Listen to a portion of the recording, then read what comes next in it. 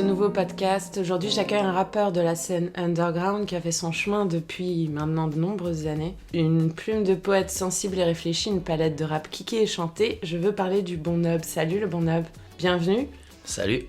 Merci d'avoir accepté l'invitation. Avec plaisir. Donc je vais t'expliquer, on va rentrer tout de suite dans le vif du sujet. Je vais t'expliquer un petit peu comment ça va se passer.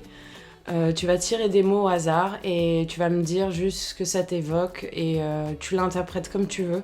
Donc on va en tirer au fur et à mesure, on va voir où ça nous mène et puis ça va nous permettre d'apprendre à te connaître et puis parler un petit peu de toi et de ton actu. Ok. Alors on y va? C'est parti? Vas-y, je prends le saladier. Allez, on entend bien là le Exactement. bruit du mélange. Tiens, celui-là. Alors, qu'est-ce qu'il y a écrit là-dessus? La générosité. La générosité. Ah bah c'est cool, ça c'est un mot qui me parle direct. La générosité, c'est un truc qui est vraiment central dans ma musique, on va dire, dans la façon dont j'approche ma musique. Donc c'est plutôt cool de tomber sur ce mot-là en premier, parce que je trouve que ça définit bien l'approche que j'essaye d'avoir, en tout cas quand je crée, tu vois. De plus en plus, j'essaye de faire quelque chose qui servira à celui qui va écouter. Donc il y a une notion de générosité là-dedans. C'est pas un truc que je fais forcément pour moi à 100%.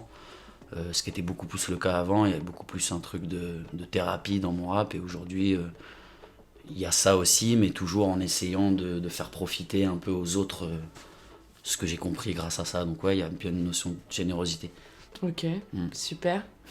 On tire un nouveau mot? Allez. Allez, c'est parti.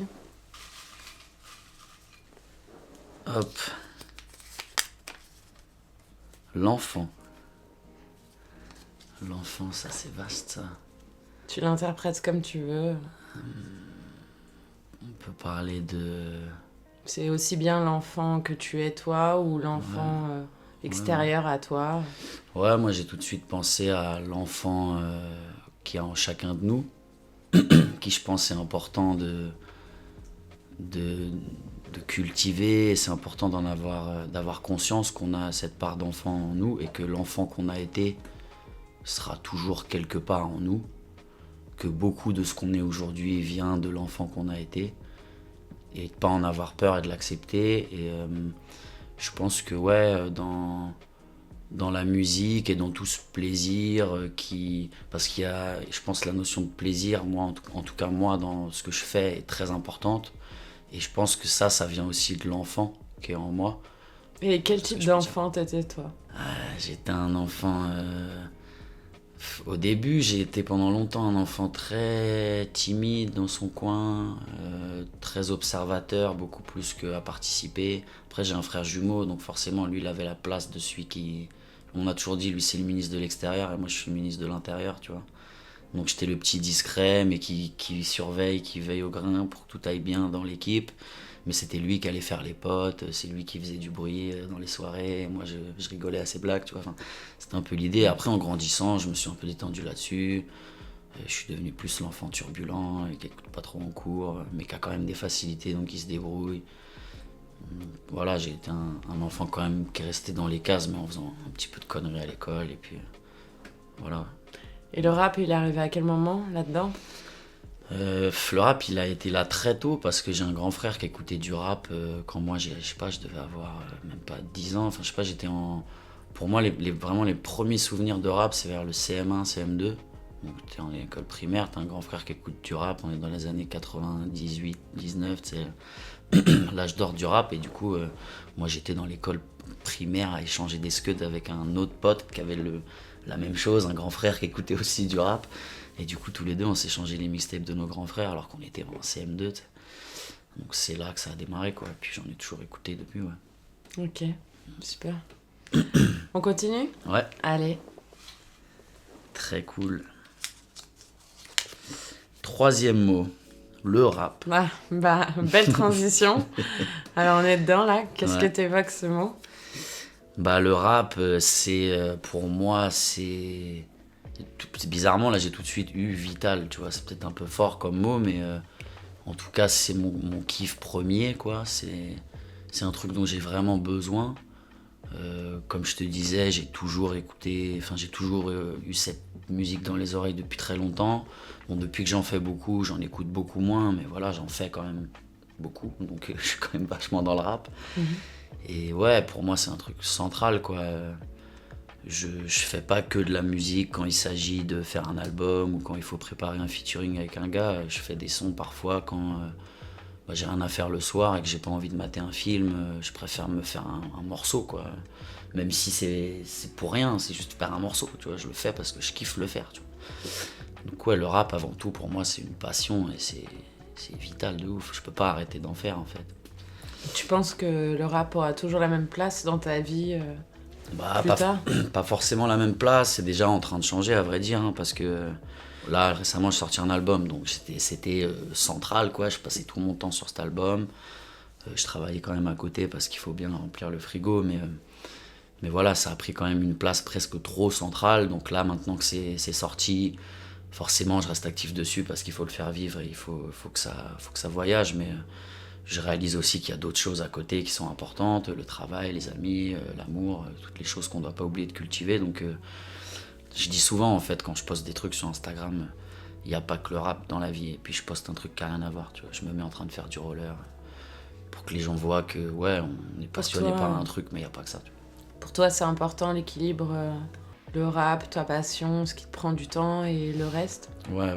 Franchement, c'est important maintenant parce que j'ai pas le choix, en fait, de vivre autrement, tu vois. Je peux pas me concentrer que sur le travail parce qu'il y aurait plus le rap dans ma vie, c'est pas possible.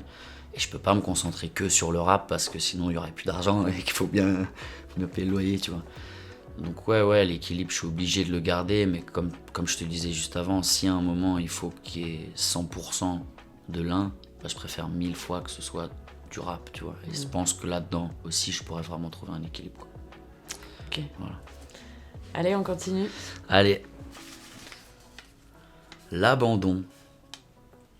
L'abandon. Ça pourrait faire penser au fait d'être abandonné par les autres, mais là, vu ce dont on est en train de parler, je pense plus à l'idée d'abandonner le rap, tu vois. Ça arrive souvent que tu aies cette envie-là, malheureusement, en tout cas à mon niveau, tu vois. Je sais pas ce que ça donne plus tard quand t'as vraiment que ça dans ta vie, mais justement, comme on disait, y a toujours cet équilibre à trouver, quoi. Et à un moment, t'en viens à te dire, en tout cas, abandonner les espoirs d'en vivre, tu vois. Ça revient souvent et ouais, c'est un peu un démon, ce truc-là, tu vois. Tu te bats contre tout le temps. Je pense que je pourrais abandonner justement cette idée-là, mais sans abandonner la musique et le kiff d'en faire et la passion d'en faire, tu vois. Ok, on va faire une petite pause. T'as 4 petites cartes. Ouais. Tu tires au hasard. Okay. C'est un peu plus action, donc c'est en rapport avec ton art. Donc vas-y, tire une carte et je t'explique. Celle-là. Et tu nous lis la carte. Couplet a cappella. Ce que j'aime bien avec l'a cappella, c'est que tu peux te permettre justement de sortir de la mesure, d'obliger d'être dans les temps, tu peux laisser des silences entre tes phrases, accélérer quand tu veux, enfin, je trouve ça cool. Donc tu choisis le couplet qui te fait kiffer et on en discute juste après. Yes. Allez, c'est parti. Quand tu veux. Sous leur médisance, mon aisance prend de la distance. Cela dit, je pense qu'il n'est pas temps que je m'en dispense. Alors vas-y, je danse et je me lance face à l'assistance. J'en vois qui se tassent et puis qui perdent leur persistance. Et la rime se tend. Tu entends de l'inexistant, pourtant tu prends le temps de tenter l'excitant. Tu goûtes à l'excédent de haine que j'ai craché dans tes dents. En écoutant, tu verras la peine cachée dans les temps. T'avais déjà lancé toutes les pierres, alors t'as chié dans les temps. On se fait la guerre, donc on peut pas marcher sans les clans. J'ai l'envie débordante, mais j'ai pas la force. Attends un peu avant de me juger à l'écorce, s'il te plaît. Ils sont guidés par Satan. Une fois lâchés sur les gens, ils ont la chaussure légère et le talon sur les gencives. Je veux pas d'offensive. Moi, j'esquive le sang. J'ai ce qui vous laisse penser qu'il faut qu'on fasse vivre le son. Pourquoi t'as choisi celui-là? Est-ce que tu peux nous expliquer un petit peu? Je sais pas, je l'ai choisi pour la sonorité surtout. J'aime bien ce côté en comme ça tout le long. C'est un exercice que je trouve cool et puis aussi pour ce que j'y raconte. Je trouve qu'il y a un côté un peu poésie qui marche bien justement a cappella comme ça, donc je me suis dit qu'il irait bien pour ça. Ouais. On va retourner à nos mots. Du coup, je vais te demander de mélanger et de tirer un nouveau mot. Allez. Encore un mot.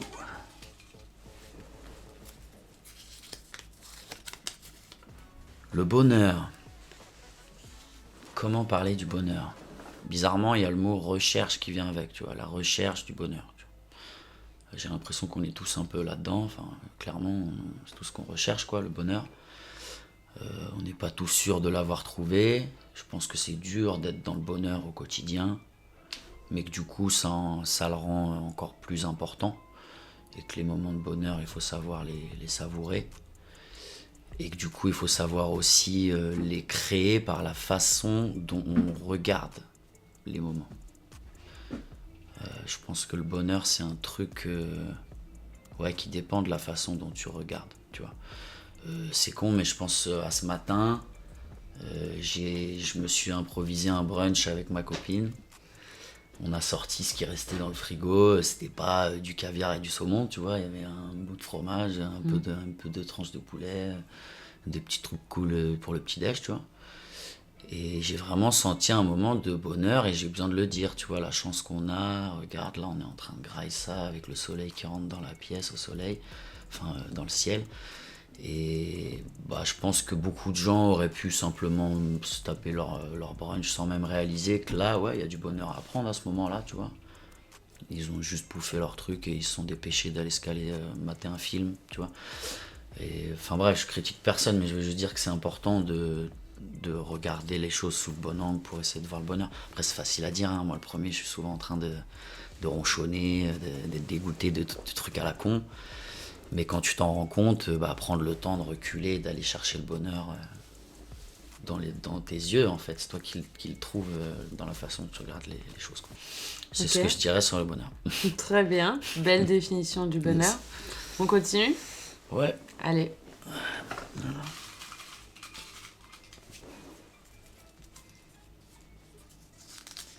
Quoi d'autre ?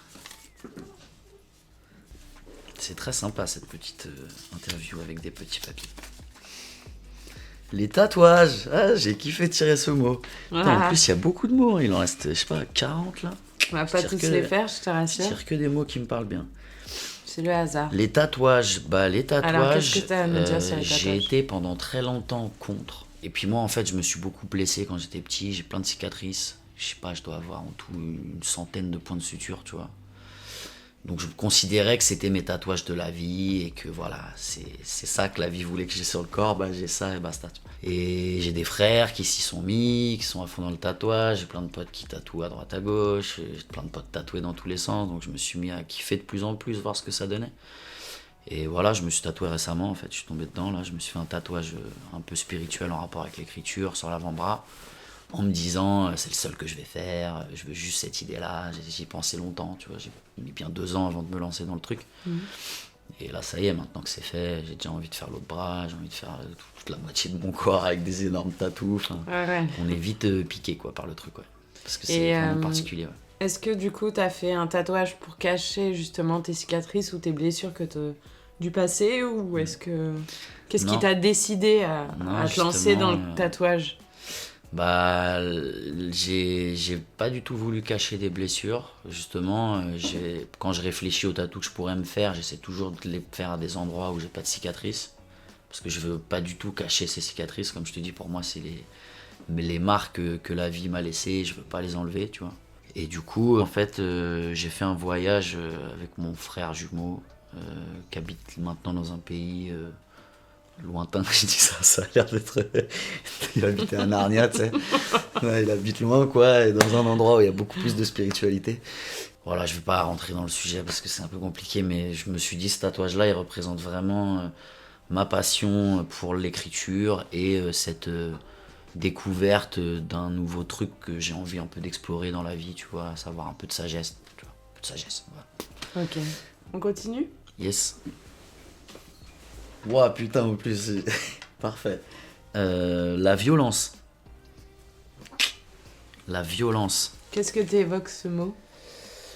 La violence, bizarrement, c'est un truc que j'ai toujours senti en moi.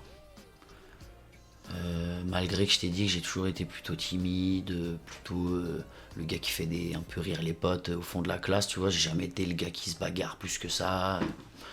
J'ai jamais vraiment été dans la violence exprimée, tu vois, mais j'ai toujours senti de la violence en moi. Elle a toujours été là, mais j'ai jamais vraiment exprimé ça, en fait, quand j'y pense, autrement que par ma musique, en fait. Ça me fait du bien, quoi, quand je rappe. Souvent, quand je finis des sons sur scène ou un peu intense, je finis en criant, tu sais, je fais un ah parce que j'explose d'une violence qui sort par ce biais-là, tu vois. Et quelque part, ça rejoint ce qu'on disait au tout début, en fait, que le rap, pour moi, c'est central. Donc au final, c'est marrant, la boucle est un peu bouclée dans l'histoire, là, mais j'ai commencé en disant que pour moi, le rap, c'est vital, tu vois. Je pense que c'est pour ça, en fait. C'est que sans le rap, j'ai plus rien pour extérioriser cette violence. Et ça me ferait presque peur, tu vois. Putain, chelou de dire ça me fait... Est-ce que du coup, tu peux dire que ça te permet de canaliser un peu cette ouf, violence en toi? Je viens de réaliser un truc sur moi, là, en faisant ça, là. Merde. Ouais, voilà, c'est ça, en fait. Mon rap, c'est... Je canalise ma violence par là, quoi. Faut jamais que j'arrête de faire du rap, sinon je vais casser des portes. Et des murs. Et des gueules, peut-être. Voilà. Ok. Yes. Bon. C'est cool, ça. Petit moment émotion. Allez, on sort une autre carte pour Allez. Un autre mot. Let's go. Il en reste plein, en plus, là. Je pourrais revenir au moins 4 fois, là. Alors... c'est ouf, j'ai que des mots qui vont trop bien, c'est ouf. Soit t'as très bien choisi les mots, soit l'enchaînement des mots est vraiment bien, quoi. La spiritualité, je suis carrément chaud de finir là-dessus, quoi. Parce que la spiritualité, c'est un truc qui était pas du tout présent dans ma vie pendant très longtemps. J'y croyais pas du tout, je voulais pas spécialement y croire. Pour moi, tout ça, spiritualité, c'était les sorcières, les trucs, la magie noire, les fantômes, les trucs qui font peur, tu vois. Pour moi, la spiritualité, c'était ça, je sais pas pourquoi. Et au final, aujourd'hui, plus du tout. Je me suis beaucoup plus intéressé à ce que c'est, à ce que ça décrit, et tout ce que j'y ai trouvé me fait vraiment du bien. Et je pense que c'est important de s'y pencher un peu, même si c'est super dur au quotidien d'en faire assez. Moi, j'aimerais bien pouvoir méditer plus, pouvoir essayer de développer certains dons que j'ai, tu vois. C'est dur quand t'es en ville et que tu prends le métro et qu'il fait gris et qu'il y a le stress du boulot, ouais.